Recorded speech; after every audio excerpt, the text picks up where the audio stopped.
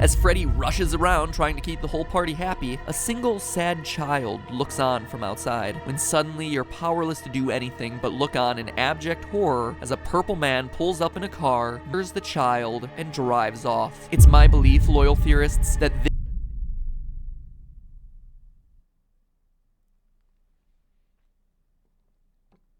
video game about bears.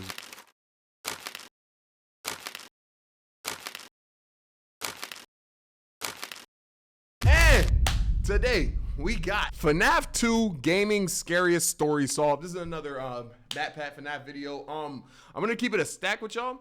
I'm assuming I just watch all of these in order. That's what I have in my head, at least. If someone thinks there's something I should skip or whatever, I don't know. But let's just get straight into it. You already know the vibes. 1 curse, 3 push-ups. Oh, parlay. Yo, if one of the mods can put up a parlay, that would be dope. Let's go. Let's go. Talk to me. Talk to me. Talk to me. Talk to me. Talk to me. Talk to me. Hello? Don't freaking jump scare me, bro. Don't freaking jump scare me, bro. Hello? Oh, hello, and welcome to the new and improved Five Nights at Freddy's 2 video. I'm here to answer any questions the game may have left unanswered. The game's developer, he's a pretty tricky guy. Don't worry, though. We'll get everything cleared up. Don't do it. Oh, and watch out for the puppet. I knew it. I knew it. I freaking knew it, bro. All right. Don't be doing that. Don't do that. Bro, it's sudden sounds, bro. I'm not with it. I'm not with it. The old intro. I'm gonna get hyped every time. Hold up. Let me in.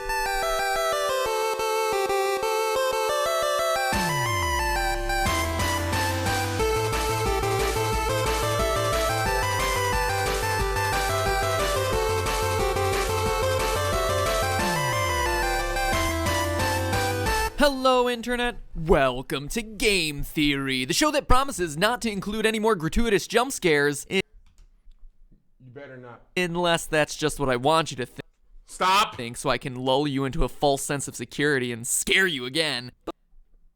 I'm clicking off the video, bro. But I wouldn't do that. Don't, MatPat, bro. I'll just let the uncertainty of whether a jump scare is going to happen or not drive you insane for the rest of this episode. Man, I love reverse psychology. You know what else I love? These games! Not because I'm freaked out by the rosy-cheeked tingle. Oh shoot, Pokemon music. I forgot what this world was called, but I remember this game. Lavender Town? Looking emotionally dead animatronics. Okay, well, Balloon Kid is pretty messed up, but whatever. No, what I appreciate about these games is the level of thought that went into every element of the story. When you You're MatPat's target audience, 110,000%. create a game that has people rage debating about whether it's a sequel or a prequel, you've definitely... Okay, I know FNAF 2 is a prequel. I think.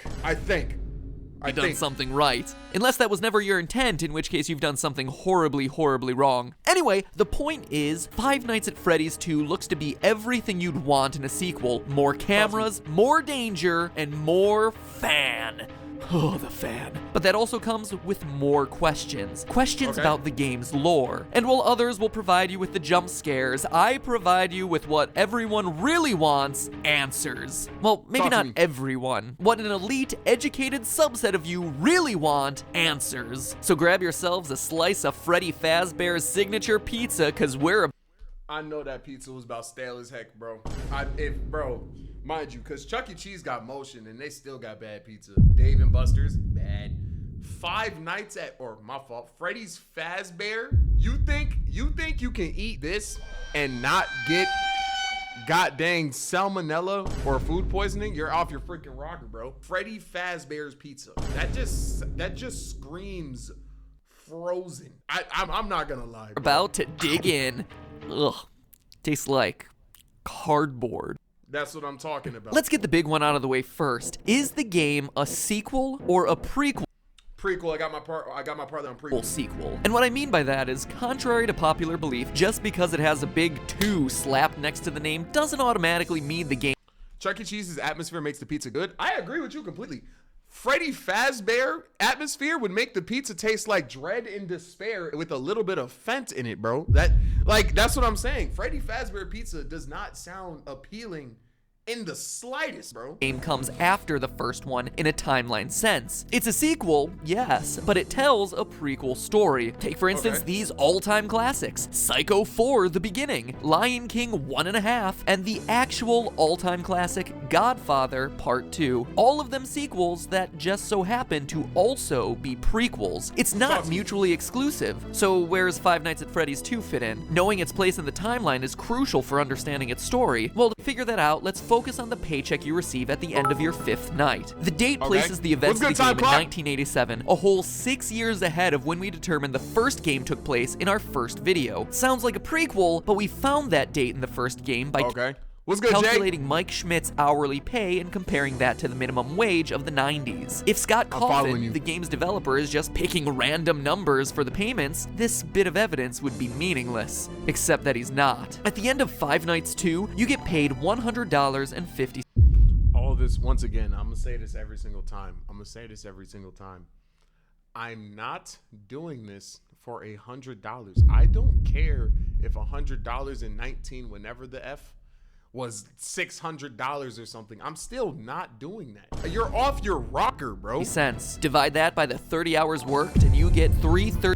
I'm not logging 30 hours at Fazbear's Pizzeria, bro. 35 an hour, the exact minimum wage for 1987, which means that us using minimum wage calculations to identify the year of Five Nights 1 is a perfectly valid way to prove it, and shows that it takes place after the events of Five Nights 2. Still don't believe me? Players brave enough to survive the extra night 6 are rewarded with a bonus check and a newspaper clipping that says the toy robots are getting scrapped, and that the old ones are going into storage for a new, smaller scale version of the restaurant. That would explain why the old models reappear in Five Nights 1 and the toy models don't. And notice how it meant because the toy models, so the toy models were made first. A smaller version of the restaurant. The building in Five Nights 1 is significantly smaller than the okay. setting of Five Nights 2. Need more evidence? What about the fact that on the first night in the office, the phone guy explains that the robots used to walk around during the day just like they do in Five Nights 2, but not anymore? Or the fact that phone guy dies in the first game, making it hard for I don't feel like we talked about the first game enough. Are y'all sure these are in order? Because when we watched the video about the first game, we didn't even talk about it. Or is he gonna break down the second game first and then the first one second? Is that okay? I'm gonna assume that's what's going on. For him to also be the phone guy in Five Nights at Freddy's 2 if it takes place after. Because we still haven't even talked about Phone Guy at all. Call me the Phantom Menace, because every way to Sunday, this game is a prequel. So with that revelation out of the way, we're able to piece together the rest of the timeline and dig a little bit deeper. Posters everywhere in Five Nights 2 welcome you to this new location, implying that there was another Freddy Fazbear's Pizza somewhere before this one. Additionally, the phone guy makes reference to it on night 1, mentioning the old location and how it was left to rot. So we know that there was one Freddy Fazbear's Pizza for the first game, one another prequel for the second game, and one that came before both of them that we've never seen. Oh, they got wait. Their pizza might be good if they got 3 locations. I didn't know Fazbear had it like that. I was not familiar. I was not. 3 locations is crazy. Am I getting a job in any of them? Absolutely not. But even before that, the phone guy also mentions an even older restaurant. Does it give you more views if I watch you on all 4 of my devices on the same account at the same time? I would assume so, yeah, but don't give yourself freaking epilepsy, bro. I don't know if you can give yourself that, but like, you're good, bro. Put the laptop away. Put the iPad away. Just pull up on your phone. Get you some snacks. You're good. I appreciate you, though. Restaurant called Fredbear's Family Diner, which, aside from its confusingly different name, also had different owners. So let me recap. There's the restaurant from the first game, which is the last in the timeline. The one that you're currently working at in 1987 in Five Nights 2, an older location of Freddy Fazbear's Pizzeria left to rot, and the original Fredbear's Diner. Jeez. I hope you're still with me, because this is more complicated. Saw I moved myself out the way so y'all can see. Bro, I'm a good streamer. Than the Zelda timeline. Anyway, it's at this first location. Yo, this is my first stream. My name is Johan, kind of like yours.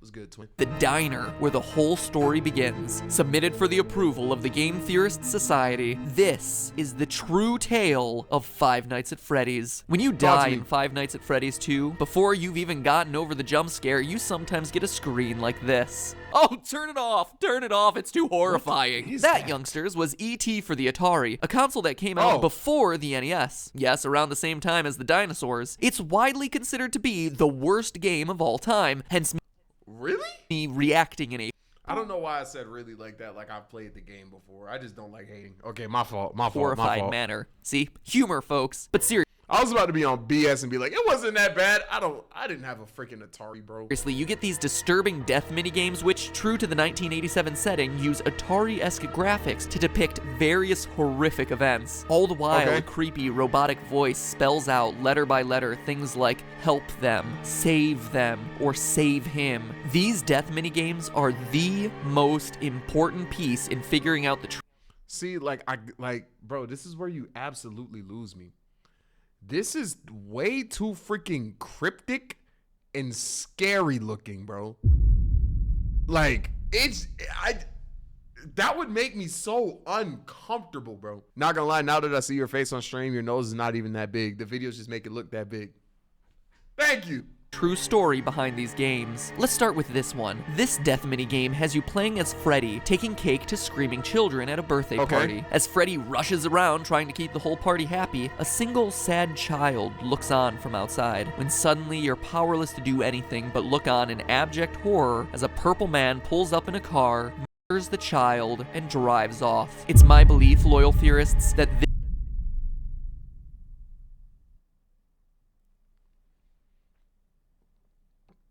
video game about bears, but well, actually, I can't even do that because Five Nights at Freddy's is a dark ad game, so I guess it fits. I do guess it fits. This game takes place at Fredbear's diner and is call her purple guy the way she take all my kids.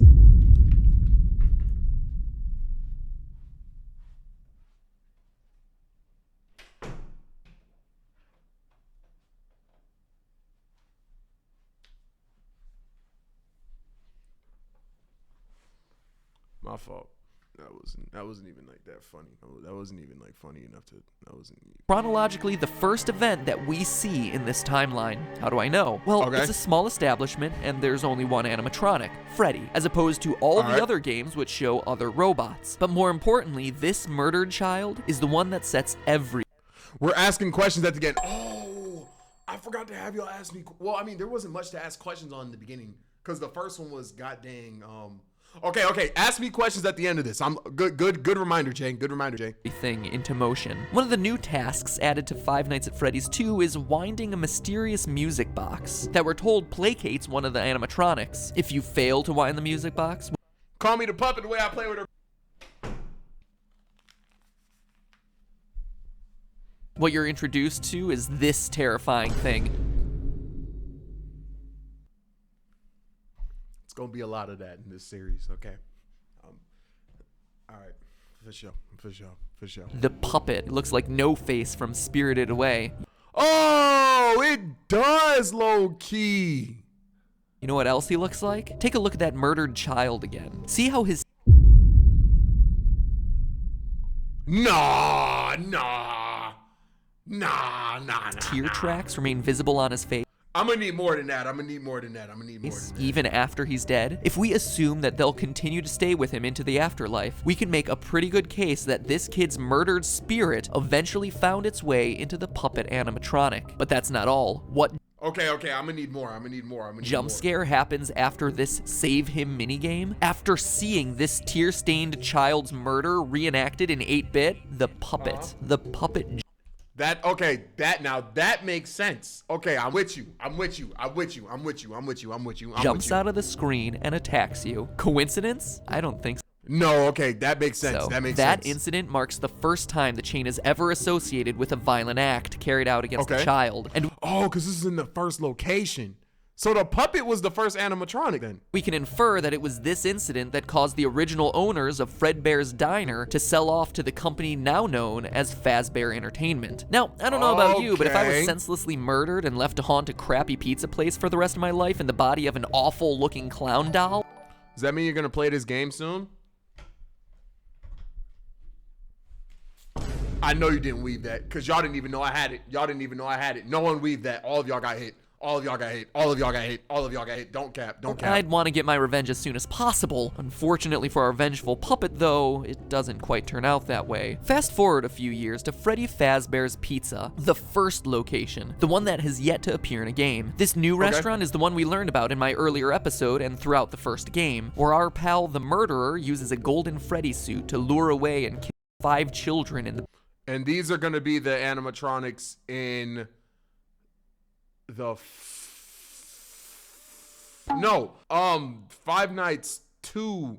These are going to be the animatronics for Five Nights 2. Back room. As we read through the various articles on the wall, he gets caught the next day, but the bodies are never found, presumably because they've been stuffed into the animatronic suits. The restaurant stays open for a few months until the dead body stink starts to waft off the robots and causes the no. These are the animatronics in the first game, place to get shut down for health reasons. But how do we know this happened in the first pizzeria's location? Again, we turn to what the phone guy says. On night 2 of Five Nights 2, he mentions the smell coming from the old animatronics, the smell that got the original restaurant shut down. We also know I'm trying. So that after the Golden Freddy incident, it took multiple months for the restaurant to get shut down. That couldn't have happened in the restaurant of Five Nights at Freddy's 2, which is shut down on night 6 and into the foreseeable future. But outside of these lore clues, it also makes logical sense. Before the Golden Freddy murders, there was one dead child whose tear-stained soul existed in the form of the puppet. But now there are 5 more dead children. And thanks to another of the death minigames, we find out it... Bro. Stop. I'm locked in. I'm trying to get the freaking lore. That wasn't a curse. I said that wasn't a curse. Don't jump scare me while I'm trying to download the lore.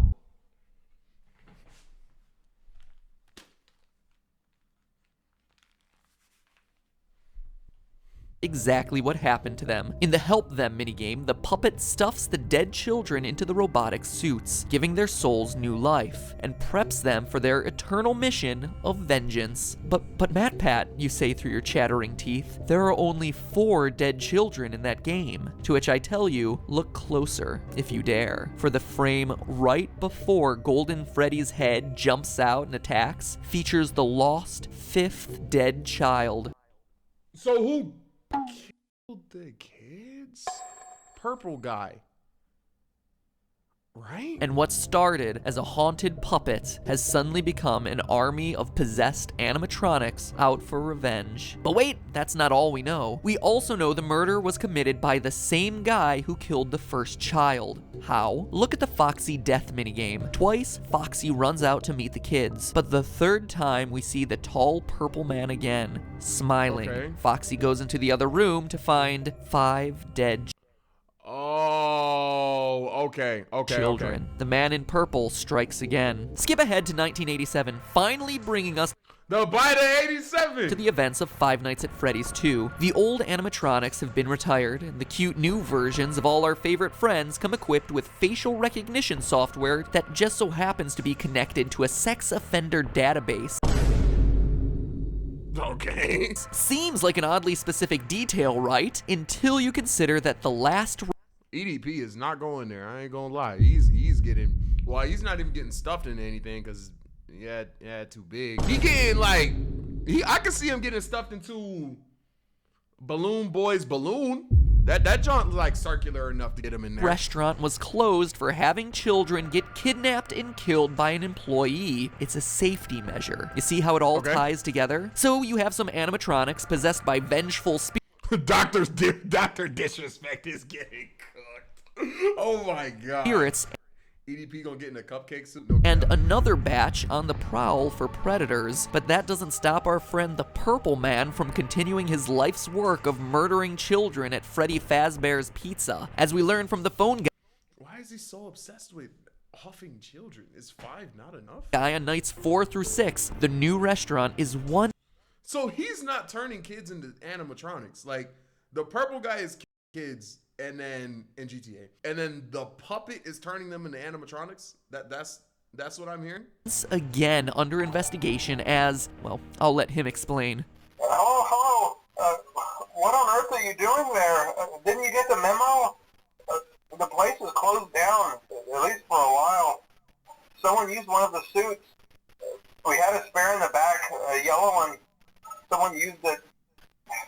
Now none of them are acting right. The Golden Freddy killer struck again. The final death minigame also supports this. You, as Freddy, must walk through an exact replica of the building. Animatronics all in their proper places, seeing the 5 dead children spread out through the various rooms. And based on what Phone Guy says, it seems like the guilty party was the former night guard, the one who moved to day shift and the one your character replaced. I mean, Phone Guy makes plenty of uncomfortable references to suddenly having an available position during the day. When we get it all sorted out, we may move you to the day shift. A position just became available. We don't have a replacement for your shift yet, but we're working on it. But is the Purple Man really someone we've never met and who's only worked there a week? Or is it someone we trust? Someone with a long history with these characters? Someone no one would suspect? The head guard. The one forced to fill empty positions and teach new recruits by leaving them instructions over the phone. Is the Purple Man the it's phone the dude on guy? the phone. Ask yourself. Okay. I remember hearing about this, but I don't know the semantics, nor do I know the proof. This. What do we really know about Phone Guy? Let's look at what he says. First, he always speaks like an outsider looking in. He refers to the management of the company as they. So he's not a higher up like the CEO or even a manager. But he's also not a typical day worker, as he says things like the employees and the staff. So he works there, but isn't generally considered. Semantics is a big word, bro. I know big words. I can't use words that have more than 2 syllables without surprising y'all. I've said semantics before. He's learning. Spell it right now. It's just semantics. Sounded all right, bro. Considered a regular member of the company. You said logistics. That's a regular word. All right, bro. We also know that he's qualified to take the role. It's learning. It is so, oh wow, my posture was terrible. Good God. Of a night guard. As we learn, he plans to take over the position sometime after night 6 and is on his way out of the position by the time the first game starts. For now, just make it through the night. When the place eventually opens again, I'll probably take a night shift myself. I actually worked in that office before you.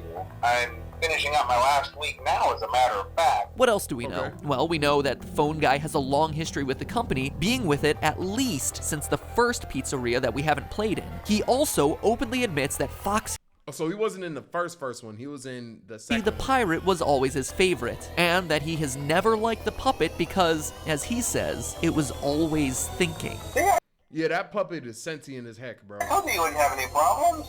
Did Foxy ever appear in the hallway? Probably not. I was just curious. Like I said, he was always my favorite. I'll be honest, I never liked that puppet thing.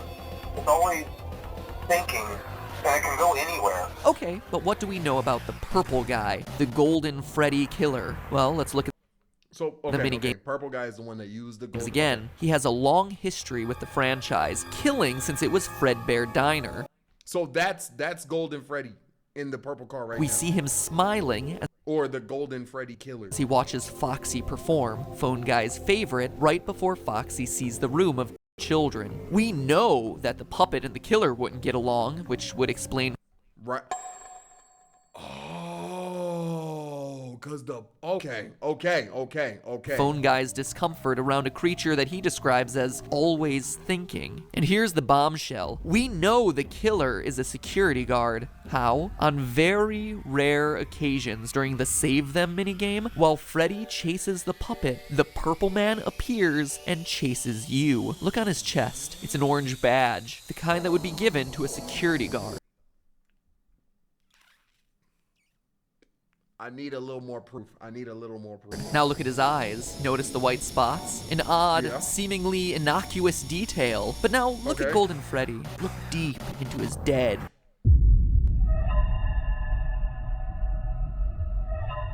Okay. Is that a little bit proof? I don't know. Vacant eyes. What do you see? 2 white spots. Yeah. Pinpricks, really. Barely visible.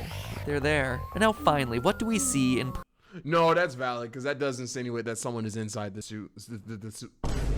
Purple guy's hand? Well, the Atari graphics make it tough to discern. It's not like any That does look like a bad gun or knife I've seen. No, that to me He's holding a phone! very clearly a phone. Maybe. What else would he be holding? Because a baton would be vertical.